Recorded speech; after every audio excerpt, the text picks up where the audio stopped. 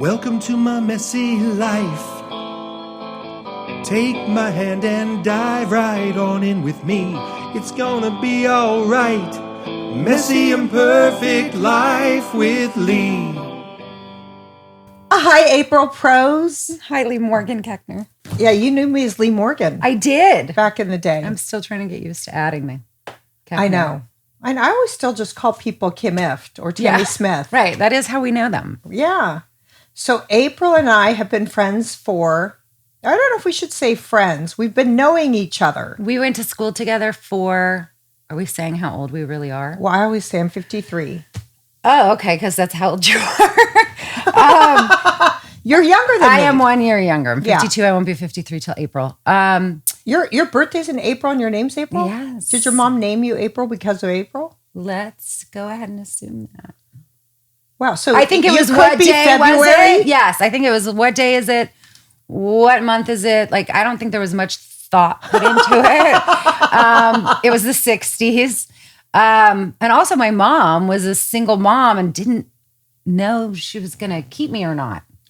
So I think I was just like, I don't know that the name was really well thought out. I really honestly think it was like on a, piece of paper on the wall. She was like, should I call her Light? But that's like a whole different story. Okay, well, that's a story I'm interested in right now because you're a mysterious, sexy, always look like I just got out of bed and had sex, and you have since I've known you, since like you were 11. Oh my God, that's hysterical. You always look like just a little bit frazzled, but so sexy. Really, I'm 100% frazzled, probably since I was 11. Yes. And your hair's a little bit definitely wasn't having sex then, but no, but you just have this thing about you. You see some people and you're like, wow, they're smoky. You're smoky.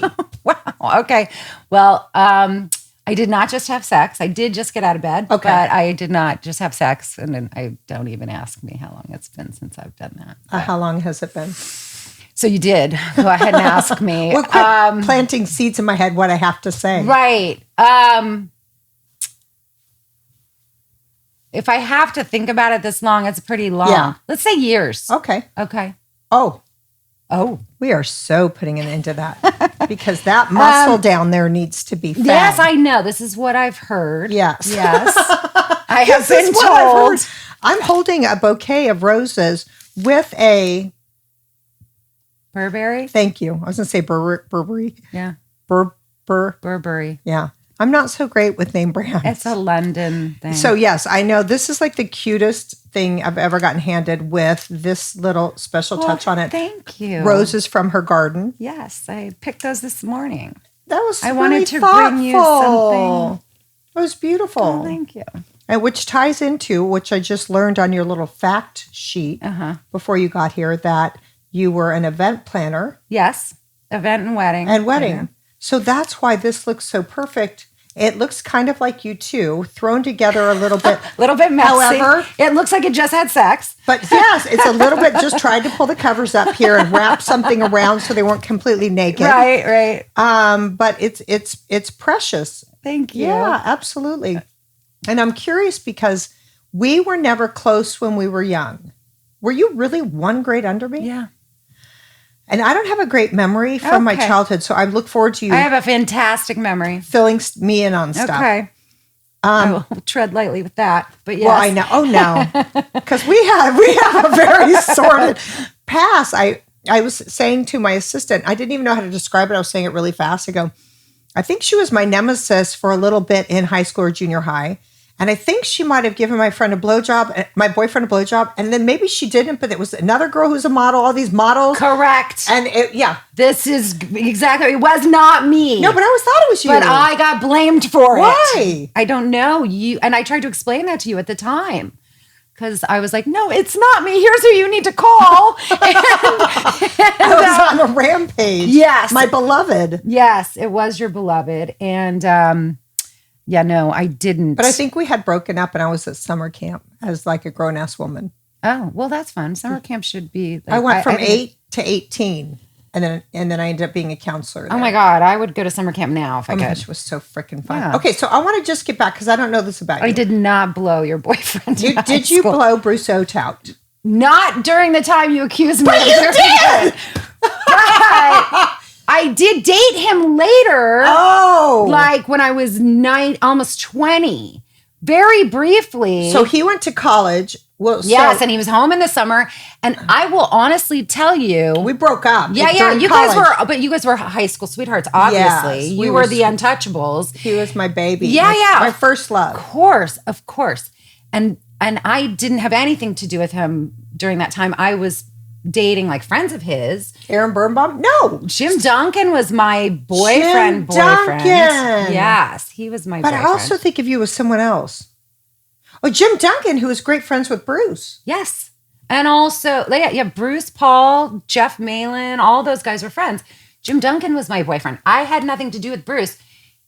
Bruce was with... Candace was the one. Candace Minor. Who, by the way, I see all the time in Malibu. She was gorgeous. She's still gorgeous. She lives in Malibu? Yeah. Of course she does. I run into her everywhere. She is Malibu Barbie with her gorgeous Malibu husband and her gorgeous Malibu kids. Sweet as can be. Super beautiful still. She was so pretty. Oh, yeah. I just remember when you were like, and it wasn't me. She and I had boyfriends the same, which Tammy Smith then dated. Mike Huth was my first boyfriend in high school, like my first real boyfriend. Yeah. You know what I mean? So he was my first boyfriend. What did the winking mean? Yeah, that he was my first boyfriend, the first one. That you ever had sex with? Yeah, the one I lost my virginity to. Oh, okay. Wink means sex. Yeah, and I can't even wink it. Also because I can't. I clearly don't have sex well either. It's as good as my winking. But she then, Candace dated Mike after me. And then Tammy dated Mike. Now, why in the hell was Candace Minor, who was at Shawnee Mission West? No, she was at South. She went to our school. Dude, she was a pace setter.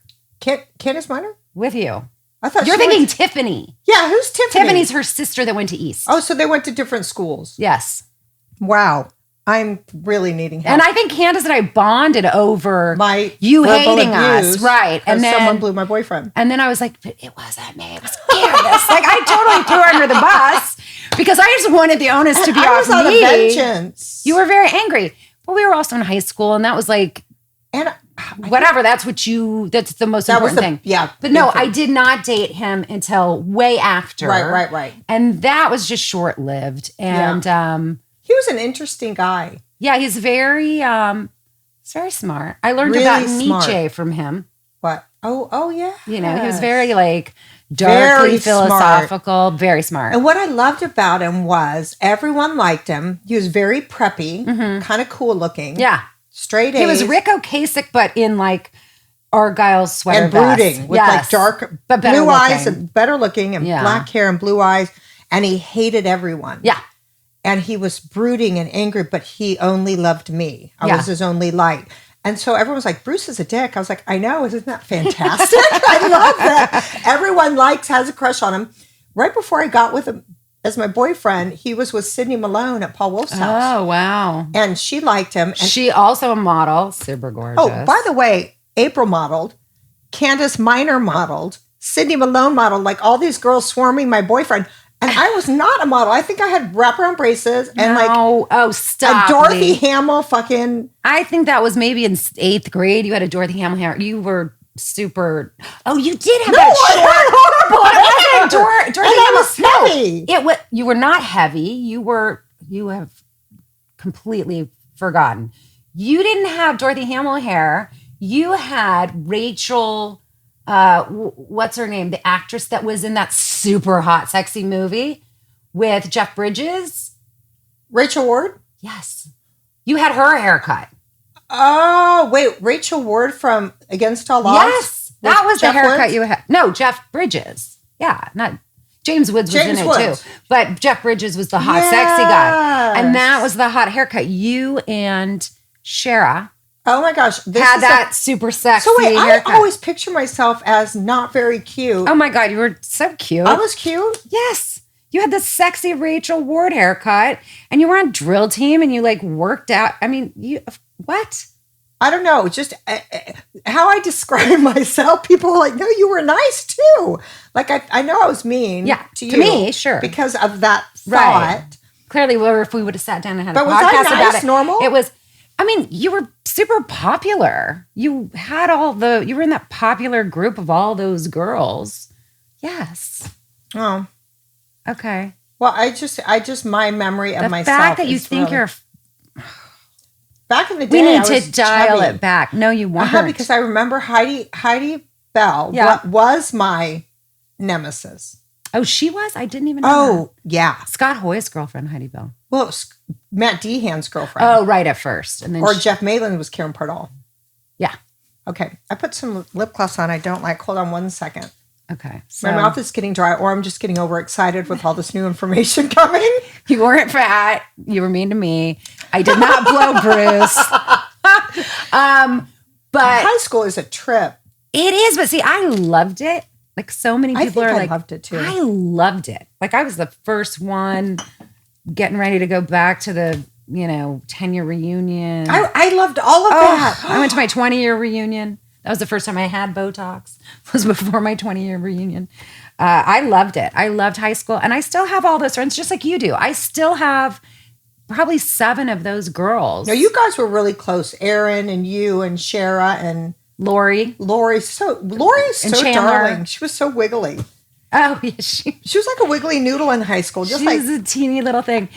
It was Karen Veach. There were 10 of us. Karen Veach, Shara Compton, Lori Gorman, Chandler Hudson. Chandler's reminded me of JFK Jr.'s wife that died. Yes, Carolyn Just Bessette, polished of course. and put together and cool looking. She still is. Yeah. I just talked to her this morning, actually. Oh. So we stay in touch, all of us, and we get together like once every 2 years, maybe all together to just have a little. Oh, I'm so bummed I missed you guys. Oh, at Barry Manilow.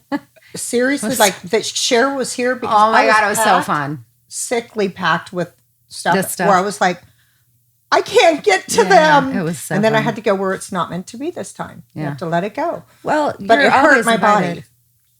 Like I was so excited to hang out with you guys. It is really fun because, I mean, as you know, if you hang out with Tammy and Missy, and you still see all your friends sometimes, right? Kathy Burke. Kathy Burke I see on occasion because I went to see Oregon. Right. She lives there. Tammy and I just talk and text every once in a while when something makes us laugh. Right. Missy I've lost touch with. I'm not close like that. I was always in my head, a loner in my head. Yeah. And I was like, I've done my time with these people. They went to South. I'm going to K-State. Right. I've done my time in Kansas. I'm That out. was what happened. You went to K-State. Everyone else went to KU. Yeah, I didn't. I know. We and all that's stay in touch that way. we lost it. Everyone went to It's a Jayhawk thing. Yes. Now, I have to say, the first time I had sex with Bruce, because we didn't have sex the whole. Oh, right. Because you guys were very Christian. I was waiting till I was married. Which belied what it seemed to be. Like you guys seemed like the couple that would have been like getting married. Like you just got out of having sex and your hair was all messy. Like you guys were very intensely physical and you were so kind of evolved and like, the kind of person that I would have thought, oh, they're totally like all over each other and having the greatest sex ever. And what's that like? And then come to find out, yeah, you guys were like super Christian and you were waiting till I hadn't had sex. Right. Which was shocking to me to find out later. I was like, oh, they're doing it. I know. Well, sure. we did it the first time after our senior year. Oh my God. On the side of his parents' house in a tent. Sexy. And we had sex. It wasn't in the tent. It wasn't at the drive-in movie theater. No. In the back of the car. I wouldn't take it about anywhere though. Once you got started. Once I had it. Yeah. I was like, well, I guess Bruce was like, I really want to, we had done some things. Yeah. And he's like, I really would like to have sex. And I said, I've always said I won't have sex until I'm with my husband, but I know I'm going to marry you. Right. So I think, I'm open to it. We popped a tent. Hysterical. In a tent. And we had sex. And I was like, that was awesome. So now we have to do this all the time. Every day. Every day. We have to have it every day. That was amazing. And then I was like, I'm going to K-State. He's going to KU. Yeah. And then I started drinking. I didn't really drink much yet either. Also shocking to me. Sometimes with Well, Tammy because Smith, it was that cornfield thing where we would all go to the cornfields and everyone would drink. I mean, I wasn't a drinker until senior year. Because I was the uptight one who was like because pace setters, you couldn't drink. Oh, you followed rules. Oh, God, yes. And you didn't look like a rule follower. Oh, I know. And I was the biggest, like, Shara and all those girls would smoke in the Mustang on the way to lunch. And I I'd be would like, smoke too. no, you can't smoke around me. I'm going to smell like it. And we're not supposed to smoke and we're not supposed to drink. And I was so uptight. Isn't that funny, our perception? Because my perception of you was like you were this carefree, sexy. Fuck no, I just had wild Spritz ass. Forte in my hair. That's it. That was the craziest It was a little thing about smudged black eyeliner. Oh yeah, for sure. That's fantastic. But I couldn't have been less of a drinker, I never smoked. I was not a rule breaker. And oh my gosh, I always was. But then it took me a little while. Yeah, for see, the I sex. thought you were the opposite. No, and then I started drinking. I mean, I drank a little bit Needy, and I got malt ducks with Tammy. Oh, sure. That kind of stuff. Make you wide mouth. Yeah. All the stuff we would get our hands on. Right. And take anything. Malt duck. No, what was the other one? Strawberry Fields, Oh my those gosh. wine coolers or whatever. Yes. So I mean, yeah, by senior year for sure. oh my gosh, so I had sex. And By the then I way, started to really your kids, drinking. it was 18 drinking age Yes. for us. So like we're not, It was 18 drinking it's age. not But like then we there were was doing that anything wrong. grandfather thing. yes, That that I turned- missed. You missed it because I was Lisa legal. Hoganson was hot July second. 1st, her birthday. We were all before, so our whole posse could drink. We got grandfathered in, so Yeah. July 1st it changed to 21. Lisa couldn't drink with us, Oh, and we all no. could. I mean, she of course got fake IDs, Yeah. but yeah, that was a weird. Yeah, no, one day. there was a weird thing because we were legal to go to Jack's and those places in Kansas City and drink, and then all of this only for like 3 or 4 months, and then it went back and we couldn't anymore, and it was a really weird thing. Yeah, I guess they had to just put their stake in the Yeah, I ground. know. It's like, don't become an alcoholic in these 3 months because you'll be fucked after. And you know what? know? It's so interesting. The more that we say you can't, the Yeah. more they do and Right. want. Right. And the same like in Europe when they start drinking at 10 with the wine on the Right. table. It's never an issue. Oh yeah, I've seen 3-year-olds drink champagne in France. Like, And it's not a big deal. Yeah, it's not. They're having, but we make it a big deal. And then I'm getting fucked up in college because I Well, started everyone drinking. was. And I just started having sex. I was like, the combination do not, of the yeah, two that are combination insane. is deadly. And it was still like 85, 86. So it was pre-AIDS and HIV coming out. It was a huge, like that got shut down too. We lost our ability to drink legally, or at least my grade did. And then all of a sudden there's this whole AIDS epidemic. thing. It came And in it was college, like, right? now we can't even, oh shit, sex will kill us. You Yeah. know? So that was it was definitely a society thing, but it was huge at a very pivotal time in our lives, college, where you're like free and you're not living at home and you have this chance to Did you go crazy in college? Yes. I did. Oh, Did yeah. you? Yeah. So you didn't follow rules. Did you drink and make Oh out? and- yeah, the rules went out the window the minute I got to KU. Did you ever date Scott Krause? No, that wasn't me. That was Lori. Lori who? Lori, Oh, yeah. she dated him for a long time. Really long time. And then Christy Bennett. No, Christy Bennett was first. Then Lori Lori. was after. Lori was after. And then they moved to Chicago together from KU. And then she went. Well, that's where Dave met Scott Krause. Oh, At a really? betting And- parlor. Dave worked there and he Good. was his boss. Oh, that's funny. And then Dave was at my house, my childhood home, looking through my yearbooks. He goes, "Do you know Scott Krause?" Yeah, and I was that's like, crazy. "Yes." Yeah, yeah. Yeah. Because he was in your grade. Yeah, no, Christy and Scott were like the Bruce and Lee. And then they broke up. And Lori, I think, started dating him at KU. I'm pretty sure it was KU. And then they were together years. And they moved to Chicago. I think Danny Passer was there with them. He's an interesting Oh cat. my God, he's the best. Is he I darling? see him from time to time too. Here? Yeah. Tell me when. I want to see these Oh no! people. Yeah, you know what? I wanted to get a bunch of people together to watch the Chiefs game, and I keep saying I'm going to have a Kansas City. Well, like that time I go, I'm going to have Jack Stack flown in from Kansas City, and let's have Kansas City my barbecue. gosh. But I want to do it with like Danny Pass, everyone who's out here. Well, can we pick a date? Yeah. Let's do it. There's also, I haven't been there because Dave always wanted just to watch here. We'd have some people come. Yeah. But there's a bar. I don't know if it would be fun or not, but by my house, it's only Chiefs.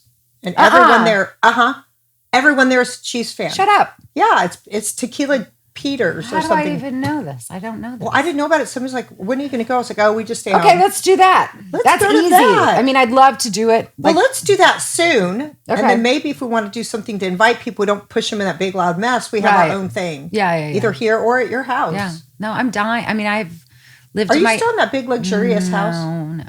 Where did you go? Divorced. But you were divorced already when I visited you in that big house. Yeah, but I couldn't maintain it. Well, also too, by that time my older daughter went to college and I'm with my younger one. And it's just me and her in that stupid house. Like, you didn't need it. And I also, my ex will be happy to tell everyone, I left her a house, but he fails to mention that he left me a house with a mortgage and a huge debt. And I just couldn't sustain the upkeep and the property tax. Sounds tiring. I mean, just if you forget your keys and you're in the car in the driveway and you're like, shit, I left my keys upstairs. It's like 20 minutes to get back upstairs and back down. Big-ass house. So I was like, this is stupid and I don't need it and I don't want it. And where are you now? I'm in Calabasas. So where were you? Hidden Hills? Hidden Hills. So I moved across the freeway on the mountain closer side. On the fire side. I moved close to the fires. But it's right. Same. It's like close. Hidden Hills is here. And then Calabasas is here, and then you cut through Mulholland to Malibu. So, all right. Yeah, it's great. Have you not been to Calabasas? So, yeah, but I can't. Okay, you need to come. It's like actually a charming, kind of a small. Isn't that where Rob Riggle is with Tiffany? Riggle, do you know that? I know who they are. I don't know. Rob Riggle's your grade. Oh no, he was Katie's grade. Yeah, he was Ingrid's grade. Yeah, he knows Ingrid. Yeah. It's so funny how many people, comedy-wise, came out of like our small town. Wait, I have to talk about your first husband. Oh, okay. Can we talk? Yeah, do you like both of your husbands, or? I'm still great friends with the first one, and if you can't say something nice, don't say anything. Okay, so that's it. Okay, so yes, I really like my the first one. You have a good relationship. Yes. Her first one is, I'm going to say his fake name. Okay. Because he was like the freaking Harrison Ford? Is he the guy who played, who's Ally McBeal's husband? Oh, Harrison Ford. Okay, so Harrison Ford was on all those movies. Right? And then your husband was that for your ex-husband, that for television. Yeah. MacGyver. Yeah.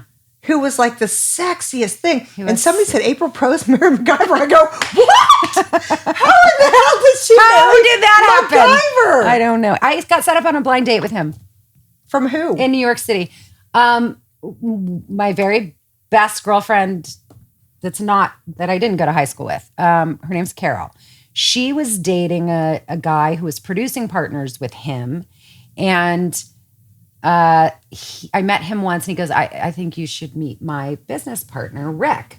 And I was like, okay, great. So he goes to New York to work on some pilot and it's my birthday. And he says, why don't you girls come to New York to, we'll go out. We'll take you out, April out for her birthday and she can meet my friend. And, Was he already MacGyver? He had post MacGyver. He was now working on a new, but I didn't know that's who it was. Right. Yeah, I just knew Rick, the producing partner. So, and I'm like 28, turning 29. And of course, we're like, yeah, we'll come to New York. They're not sending us tickets or anything, naturally. So I have so I'm like, shit, we got to have a garage sale. So we have a garage sale in my apartment front yard on Doheny. And, some miles. So you were already in Beverly Hills. Pulled together. Yeah, I was living in Beverly Hills, like in an apartment. Yeah. Is that where you moved first here? No. Oh my God, I've lived like 21 places here. Because Lisa Hoganson moved here and went straight to Beverly Hills. And she was like, this is a crowd I want to associate with. This is where I want to be. And then I ran into her in Malibu too. Oh, wow. She and I lived around the corner from each other in Malibu. Oh, on Point wow. Tune. Yeah, that's crazy. And she has that real short blonde hair. Yeah. And then when I was a wedding planner, I ran into her at the Empty Vase because she was like managing that. Yeah. And it's Mark's Garden and Empty Vase were my two florists that I used the most. But okay, so we go, I save up the money and pool it all together and we end up in New York and they come to take us to breakfast and I'm like, Carol, that's that guy, the TV guy that used to sit behind us at the Kings game that had the cheesy hockey hair. Oh. So she was like, oh, yeah, okay. So I'm thinking, whatever. But he's kind of cute. Oh, he's super hot. Oh, yeah. But he was like a notorious ladies' man. Oh. He had all the beautiful, girl, never been married, like whatever. So I just was like, there's a mistake I'm sick of making. And I'm not even going there. But then we ended up having this like instant chemistry and rapport, and he made me laugh. And by the end of breakfast in Starbucks, shameless plug for Starbucks, they don't need to do commercials. He said to Michael, his friend, like, I think this one might be the one. And I was saying it to my girlfriend, like, something's happening. Something's happening. Wow. And it was just like, we got off our red eye and went to breakfast with these guys. So that's how that happened. And you can't mess with destiny. Like, you can't screw up if you're supposed to have a relationship with him. It was bigger than happen. I was. Yes. And I had everything in my head was going, no, no, no. He was 16 years older than me. He'd never been married. He'd never had kids, but he, was like people's sexiest man alive in 1980 something, and had a laundry list of beautiful actress girlfriends, or, everyone he dated had some kind of an award, whether it was a gold Olympic medal or an Oscar. Everyone had an award. And I'm like nothing. I'm like, who am I? I'm like a 29-year-old, like navigating my way through, like, being in production or being an actress or whatever. I still hadn't found myself yet. And, but then, he was from the Midwest. I was from the Midwest. We were both Swedish. Like, it was bigger than I was. And it happened. And, how quick till you got married after? Well, we were together 2 years, and were you LA? He was New York, and then his pilot didn't get picked up. He moved back to LA. Then he did a couple movies, TV movies. He was like a big, like, Lifetime TV movie guy. TV guy. But it was. Then he got Stargate, which was a series on Showtime that filmed in Vancouver. So he went to Vancouver, and we went back and forth. And then it was probably 2.5 years that I found out I had an ovarian cyst that they thought was cancer. And I had to go in and have it checked. And they were like, okay, we're going to need to do blood work or whatever, but you're pregnant. And I was like, wait, what? How is that possible? Like, I see him once a month. Like, and I was pregnant with Wiley. And so it changed the whole thing. And but I still had the thing that they didn't know if it was cancer or not. So that was a whole thing. Well, that's not a settling feeling. No. So they're like, well, we'll wait and see what happens. If it's cancer, we'll have to wait until the second trimester to remove it. Like, that whole bullshit list of stuff they tell you where you're like, I can't even be excited in this moment. Right. Right. And then it turned out that, I said, well, so what are the odds that it is cancer? And they're like, well, it's less than 50%, 50-50. And I was like, all right, let's go with the 50 that it isn't, and let's move forward. And he was super excited because by this time he's like 40. Oh, he was excited? Oh, he was so excited. What's his name? Richard Dean Anderson. Richard. Okay. Because all I want to say is MacGyver. We call him Rick. We call him MacGyver too, to be honest. But usually when we're making fun of him for not being able to, like, change the battery in the smoke alarm or something.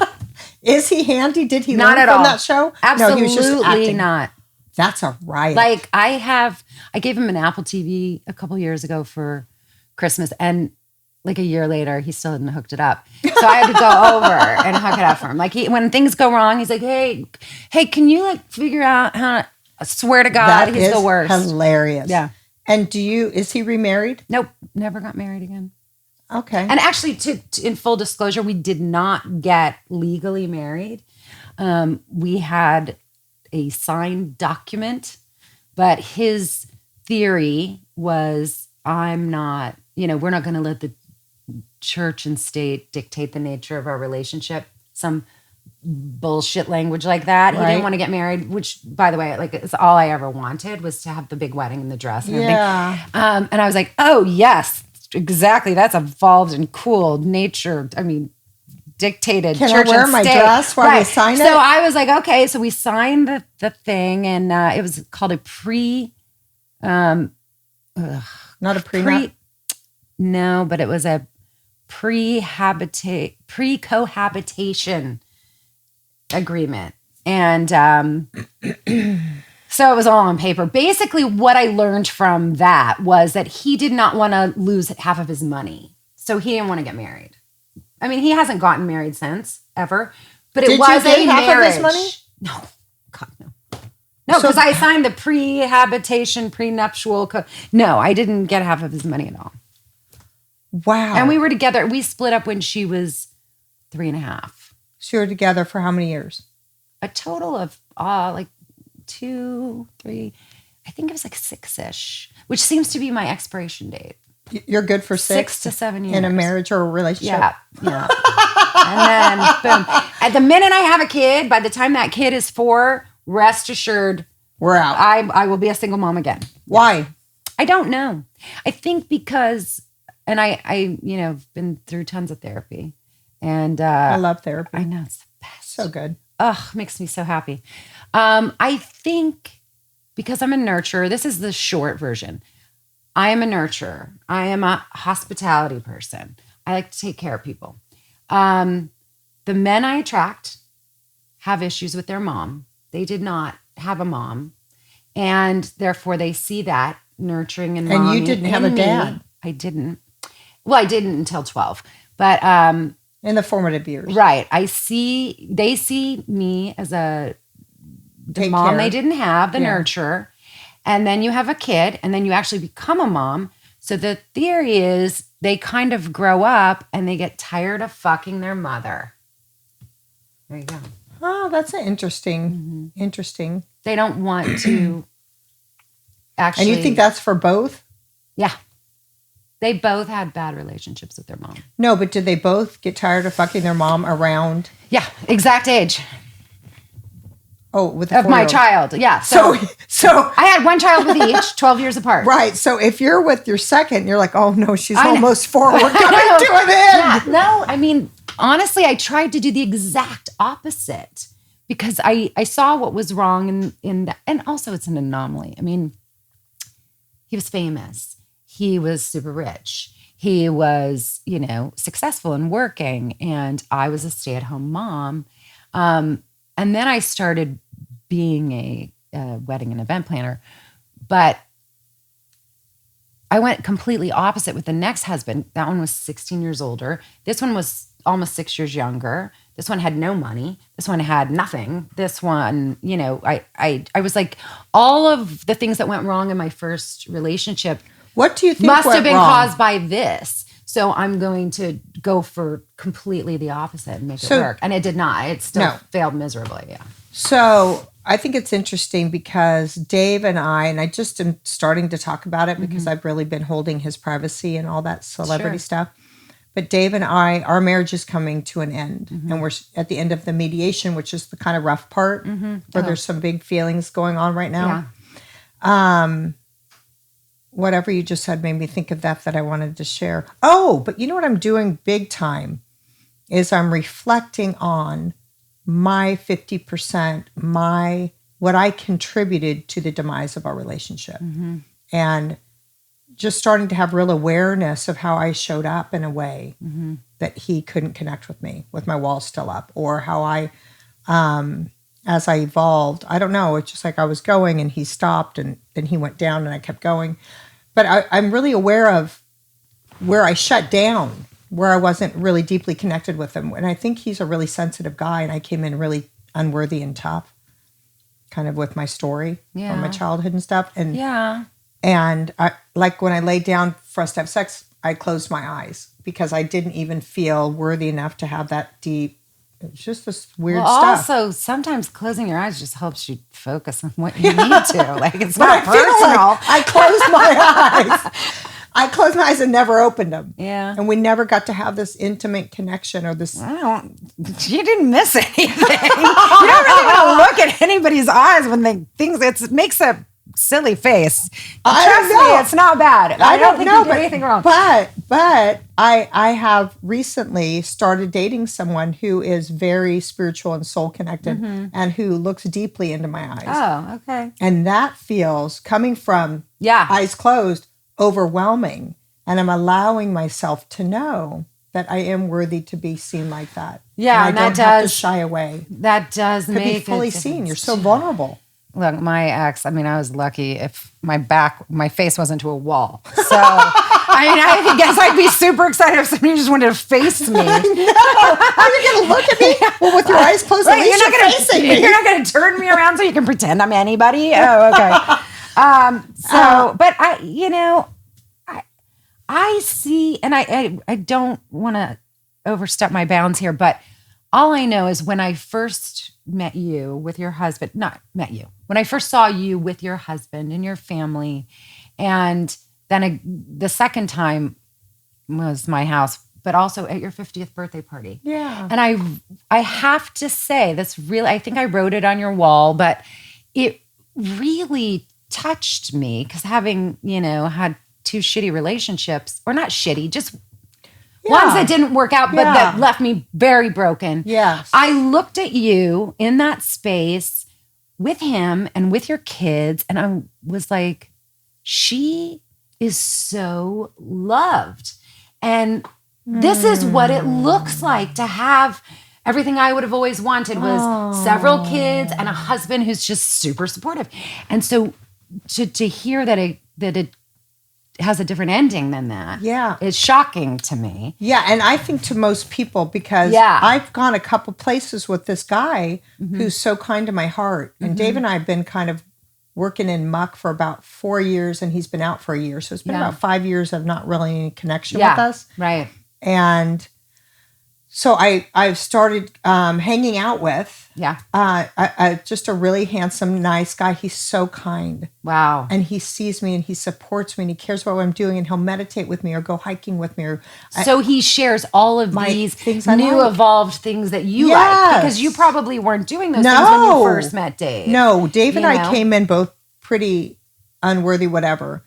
And I'll have to tell you, I love him to my core. Of course. For the rest of my life. Of course. And that's good. It's good that you have that, and you have these children together. Yeah. Which you're never going to have more in common with another person. Right. Than you do with the father of your children. Right. So, I think there's 2 separate relationships that can happen, especially as we get older and we grow and we have these new interests. But you have that relationship with him, and it seems like you have a healthy attitude about it. And then you have this new person in your life that makes you feel these new things, and that's good. That's so good. But you can have both, I think. Well, yeah, I want to have a loving conversation. I think the thing we're really working on right now, or I am trying to establish, are boundaries.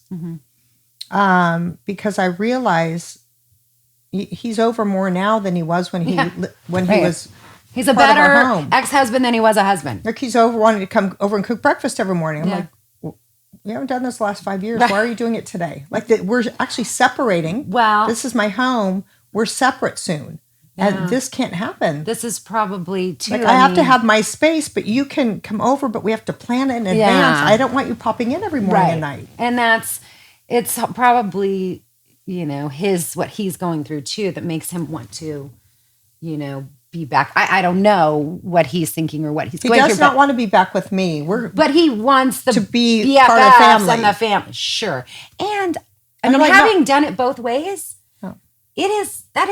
that's the best possible scenario. As long as you have a boundary. I have to have boundaries. Because I want to create my life, and I don't want my ex-husband thinking he can just walk in at any hour, any time to do whatever he wants. But it's my home now. It's so funny because I used to come home and my new husband and Rick would be sitting on the couch watching like hockey together or whatever. I'd come home and be like, oh, hey guys, like there's my ex and there's my new, and it worked. Like for my older daughter, we all went together on the college search trip. Yeah.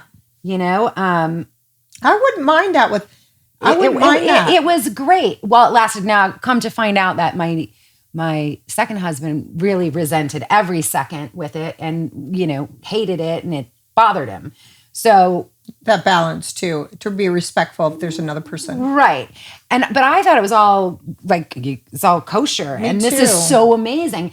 And it was the ultimate for me to be able to have everyone over for Christmas or Thanksgiving, so Wiley could be with her dad and we were all together. And I sent the last year we were together, I sent out a Christmas card that had my 2 girls, their 2 dads, and me on the front. And I was like, that's great. Like, from our modern family, and I really thought it was healthy and wonderful. I didn't realize that it wasn't for my current husband. Yeah, because you're he was his lying wife. About it. You're his wife, and that's his kid, and that's the old stuff. Yeah, but it didn't.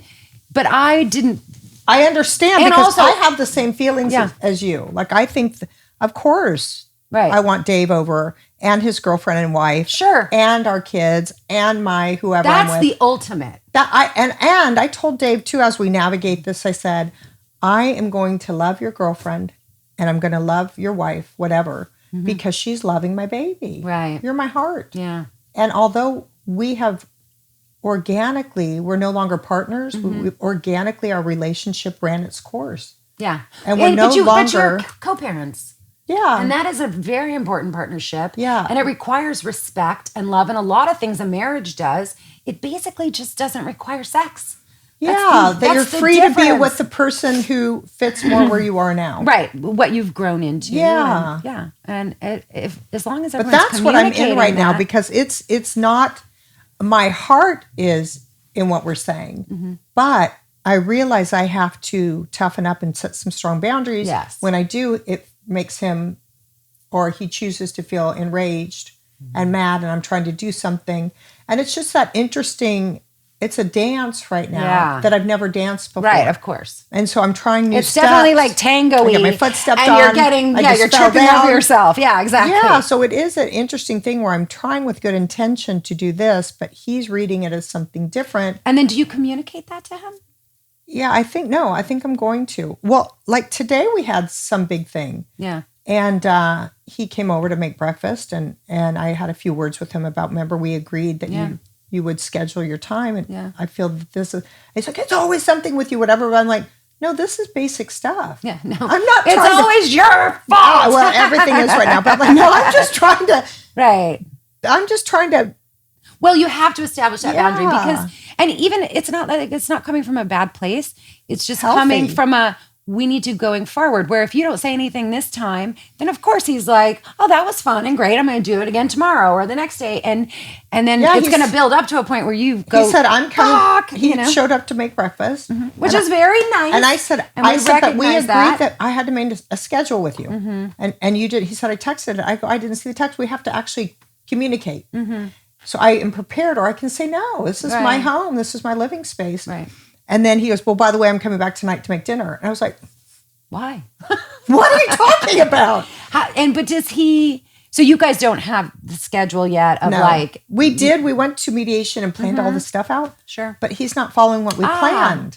Oh. And I'm trying to say this. And he goes, you change it all the time. I go, no, this was clear. Right. And you're not honoring it. And you're mad at me every time you're not honoring it. But I'm Right. trying to hold what we agreed upon. Right. And that's important because you do have to have expectations and know what you can do. It's tough. You're not, so you did everything through mediation. You don't have lawyers. You're not We're doing not the done legal- with mediation. I went into mediation with an open heart saying, I am Team Keckner. Right. I love David. Right. I don't want to harm him or take from him. And I your want kids. And then I watched the 4-hour breakdown one day of all the numbers and stuff. And I was like, oh, that's not going to happen. Oh, hell no. Yeah. Bullshit. Yeah. In my head. Yeah. Just going through the thing going, all right. And that was 4 hours. Then said, now we're going to talk about the money you're going to get. Yeah. And I'm like, I think I need to process this. Yeah. And let me process this, and then we can talk about the money I'm going to get. So then I came home and I was like, oh, none of that's happening, but I don't have any tools to know what to do. And Dave doesn't want me to hire someone to help, which I need because it's the rest of my life. I know you do. Yeah. And you got to be careful though. What I'm telling you, see this movie, A Marriage Story, that's out right now. A Marriage Story. It literally goes through this whole process. I'm excited. You see how much, oh no, it's sad. Like you're not going to go like, no, come I'm out. excited to But no. get insight. It couldn't be a more messy, imperfect example of, and very realistic, of a divorce. But especially the lawyers getting involved, it changes the dynamic of everything. So I really admire that you're sticking with a mediator, but you do need guidance. God gives me blessings out the ass. Yeah. And I did a workshop for the 100 women recently. Oh, right. One of them came, and she was, I know her a little bit. She stood up and talked and stuff, and she checked in with me recently and said, how's your mediation going? And I said, actually not so great, because I just had this big day and I don't know what to do with what I've processed. Mm-hmm. I don't know what to do. I'm not trained in this. She said, I am a recently retired divorce attorney, and I'll help you for free. Oh my gosh. For free. Oh my God, that's huge. So that's a $750 an hour savings. Yeah. Because the bid I just got was $5,000 for mediation, a few hours. Yeah. And so I'd have $45,000 to $100,000 just to get through mediation with this other woman. Mm-hmm. So I said, I'll take it. Mm-hmm. And so I'm doing that right now. So I told all the people, I need all of these documents. Mm-hmm. You guys kind of spelled out lightly stuff. I need to see everything. Yeah. So I can make a really educated decision. Very educated decision, as opposed to just going with the flow, because I've never been involved in money and I don't know what you guys are talking about. Right. You know what I mean? Yeah. So it's so much more empowering. Well, and also too, it is. It's but so also empowering. It's, and then men specifically have a tendency to make more about the money part of the divorce. And, all you want is money, and it's about money. And you're like, okay, listen, here's the thing. I just want fairness. Yes. And also I'm a stay-at-home mom, or, I'm taking care of your child more than half of the time so that you can go do your thing. Like, why do you want to punish me with it? It's like, I'm not giving you all that money, or they get really picky about it. And you're like, what are you really doing with the money? You're providing a house for your children. You're, paying for them to do activities. You're going on trips. You're feeding them. Yeah. You're clothing them. Like, it's not like we're sitting around smoking crack with the money and like doing nothing. Well, you know what I mean? Yeah. Like, why is it a fight? Something that I learned was, because I've never been in this arena, right? Mm-hmm. So it's all new to me. Oh, I'm all too familiar with it. I know, okay. Right. I love it. But when this friend of mine said to me, she said, they come in with the first offer. Yeah. That's not the offer. Right. No one ever says okay to that. Correct. You go and you research and you get your stuff and you come back with your offer. Right. That's how it works. Yeah. Meanwhile, I don't know how you are, but this is how I would be and how I was. As I go, I'm not sitting around trying to negotiate like some businessman. I'm going to come up with this. Here's what it costs me every month to do this and this. Here's my number, because this is what I think is fair and what I need to live. Right. And I'm being fair about it. I didn't pad it by $30,000 because I wanted to give you room to negotiate. Right. And that is how it is. And that's what the lawyers and the mediators do. And you go, but that's not honest. Like, so now it's a fucking game. Like, who's better at, and I don't know this game. And I think just like about anything in life, why would I enter in blindly and leave blindly? Right. I'm more than that. Yeah. I'm worthy. Oh, no, you do. And even if you both are like, I love you, I care about you. Like my ex was like, if I ever got divorced from you, I would just give you everything. And I went, meanwhile, I'm like, you have nothing, but thank you, and then we built this business and it got really huge. Can I ask you about the business? Yeah. Because you had built a business with a guy you said who was younger than you and had nothing. How did you build this business? Tell what it was. It was aircraft charter management. So like private jets and charter. And he worked as a salesman for a company. And on the side, he would charter out to his clients. And we started running that whole little side business. And then at one point, he told me he wanted to like take this leap and buy this operator, which is a place in Van Nuys that has planes that they manage. They don't own them. Rich people own them, but they have to park them somewhere. They have to get gas and maintenance and something. So there was this little company in Van Nuys, and he was thinking about buying it with a partner and leaving the big company. But where was he going to get the money to buy? Okay, so we had saved money, and we'd also just had a baby. And he had a business partner, like a mentor that he had worked with before, and it really wasn't that much. And then we got some other people, like my good friend Carol that I told you about earlier, her and her husband, they put in money. So everyone kind of put in this money. And, in all fairness to him, he was very knowledgeable about it and very smart. And he's a salesman, whatever that means. There's people that are really good at it. And so we bought the existing business, and I took over all the customer service, all of the taking care of the planes, furnishing them. Like somebody comes to rent the plane. So celebrity A and B with their 10 kids. I go get all their favorite foods, all their favorite snacks, make sure there's toys for the kids, whatever. Like I would set the plane up, and then I would make sure that, it was cleaned and furnished and the linens were nice and there was good soap, and setting up all of the in-flight stuff, training the flight attendants and That's the customer amazing. service. And it was fun. Imagine walking on a plane and having all your favorite toys and everything like that. It's just like already a vacation. It's like an exhale. Luxury. Yeah, no, it's like, and it was being like taken care of. It was like having a party or a cocktail party or a dinner party, but instead of at your house, you're having it on a plane. And I mean, I would research the crap out of every passenger, and if she didn't like the smell of lavender, I made sure I had, almond soap or, whatever, like, they're allergic to this. So it was really about detail. And I loved it, and it was satisfying, and it was great because, the customers responded positively. And over the years, the business grew like threefold. So much that you had a giant house in Hidden Hills, exactly, where the rich people live. And we had nothing. Literally started. Well, I mean, we had lived in Malibu, but that was my house. He moved in with me, and how'd you get a house in Malibu? MacGyver. It was his old house? No, I had to you? move out of our house in Malibu. Oh, he just got you another house in Malibu. He got me another house. Yeah, that was part of my settlement. No, it didn't suck. And he paid it off. Yeah, I didn't have to pay for it. Now, it's still in the family. It's in a trust. I don't get it. Yeah. But do you still have it?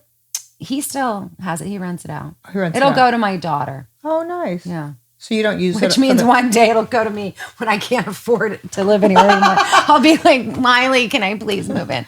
But anyway, the business grew, and that was a miracle. I'm not going to take all the credit for it at all, because he was really good at what he did. Together you did it. We did do it together. We did. And I was really, really, really proud of that. And I was looking forward to, having that be a part of our lives for always. Yeah, because I was like, she's kicking it when I went over to your house for a cheesecake. I was like, damn, what? Malibu MacGyver did this? All right. But you created that. Yes, with my ex-husband. Yes, absolutely. And when you divorced, was the company done? Were you gone? Was it over? Or no, did you split it? I had to, he made me leave. Did you get a buyout or something? Yeah, I did. I mean, I just recently got that, and there's still some stuff that needs to be What does that mean? paid. He made you leave? He said, you can't, you're going to have to leave your job, because his new paramour was the assistant, and it was uncomfortable for her to be at work if I was there. So wait, did he leave you for her? Mm-hmm. Oh, wait. So you're working at this company with your husband. He leaves you for the assistant? Mm-hmm. Well, he didn't leave me right away. No, I mean, but they had an affair. Once I figured it out after 2 years, yeah. Oh my God. Mm-hmm. You talk about heartache. It was like the most humiliating betrayal. Mm-hmm. Because everyone else knew but me.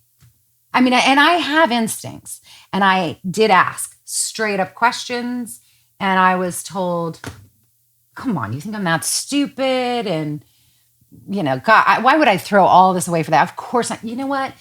Maybe you shouldn't work as much. Maybe you're just acting paranoid and crazy. You're going to embarrass yourself. Like, you need to stop, April. Isn't that weird Yeah. when you know something and you start addressing it? Yeah. And then you get told you're crazy. And I mean, that happened to me. Paranoid and crazy. Yeah. So how easy it is to demean a woman when she speaks her truth. Right.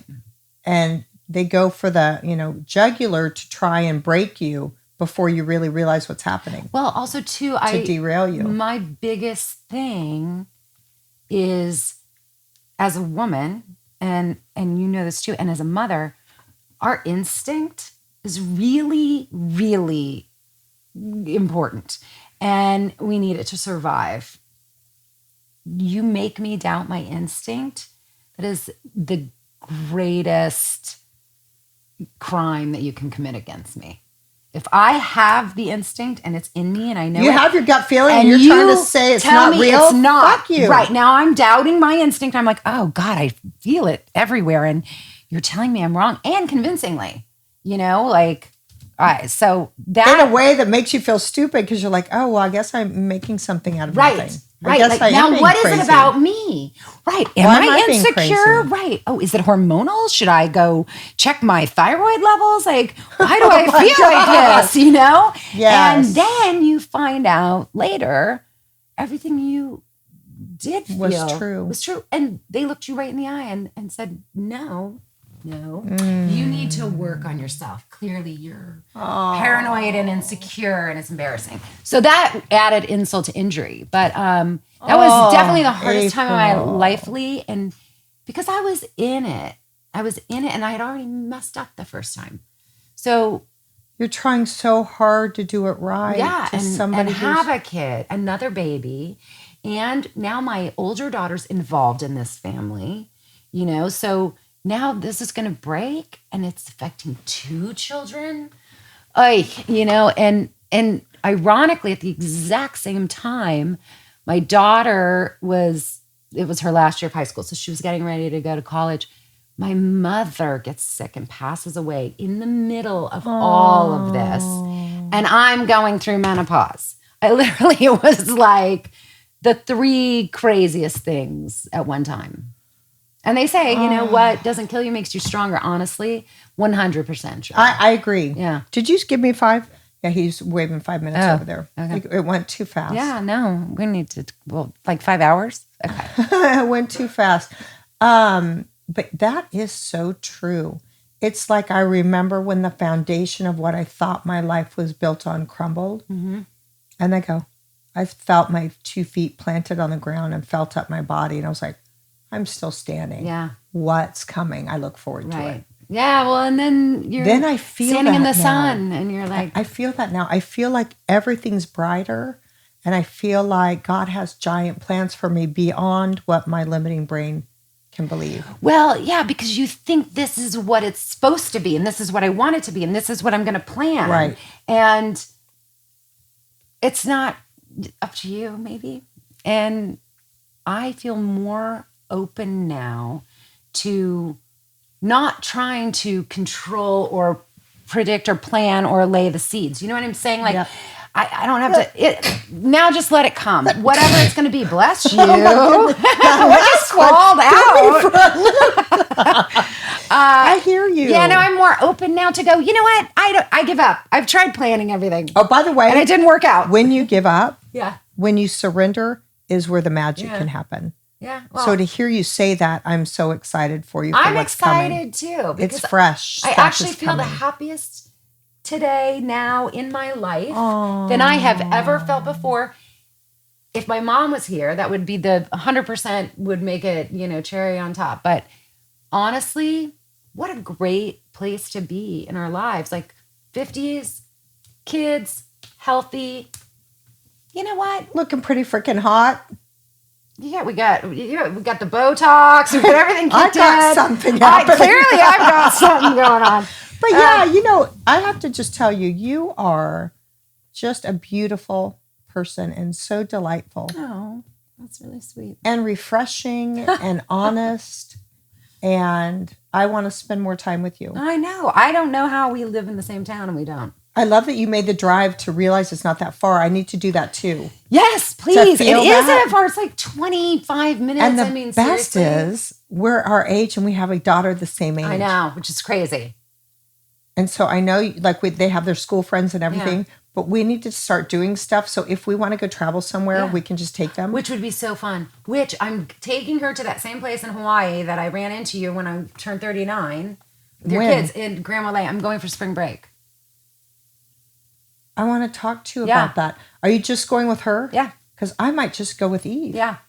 Because remember how fun that place was for kids? They love it.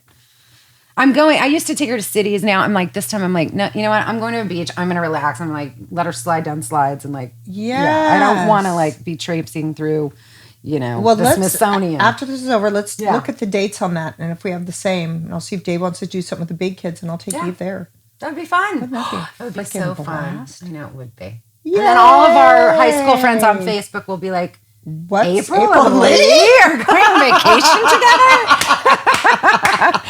I love it. And that's the best lesson of all. Do you have anything that you want them to check out that's yours? Anything you're working on? Yes, I have a website. I have a business. It's called yourotherwoman.com. This is darling. And I am a consulting concierge for divorcing dads, helping them navigate the process of separating and setting up their new life with their kids as a single dad. That's wonderful. That's a nice niche. How come you didn't do it for women? Because women don't need that help, Leigh. They know what to do. We know what to do. We're strong. They don't. They really don't. I find they struggle. And I, having gone through it twice and having, it not be a great transition, I want to not only advocate for the children and to help the ex-husbands, but I also want to help the ex-wife and the ex-husband, appreciate each other more and avoid that resentment that comes with the dad floundering and still relying on the mom to do everything. Yeah. And she's like, what the fuck am I still doing all this for? I divorced you. So, you go do it with them. Here, take the kids. Do that. Don't count on me to set it all up and set up your house and furnish your house and fill out the schoolwork. So everything from mediation to divorces to finding nannies or tutors, whatever. Like I'm going to help them. I'm going to set up their house. Make sure that they have a vegetable peeler and So you're doing kind of what you did for the people when they went on the airplane, making it enjoyable. But this is specifically for the dads. But that's for the dads. You're doing it for them to stock their home and to give them the tools and to help them organically flow into the next steps instead of bumping their head against the wall. Yeah. Or relying on. And what's it called? Your Other Woman. Your Other Woman. Yourotherwoman.com. That's a cute name. I like that. Thanks. It's got a little Mary Poppins-esque logo, so it takes the onus off the slutty part of the name. Yourotherwoman.com. And then you come in with your smeared like, smoky eyes. Hey, so anyway. I got big tits and smoky eyes, sailor, so I heard you're an ex-husband. Right, exactly. I'm single too, so get over. Yeah, maybe it's a good way to meet people. Thank you for coming. Thank you. And I look forward to starting our adventures with our daughters. Including Frozen 2. Yeah, 100%. Yeah. We're doing that for sure. Yeah. Okay. Thank you, Leigh. Hug me. Stand up and hug me. Oh, that was, I didn't even realize we were like filming anything. I know. It was I was so interested in hearing oh God, well, about you. shut me up, but.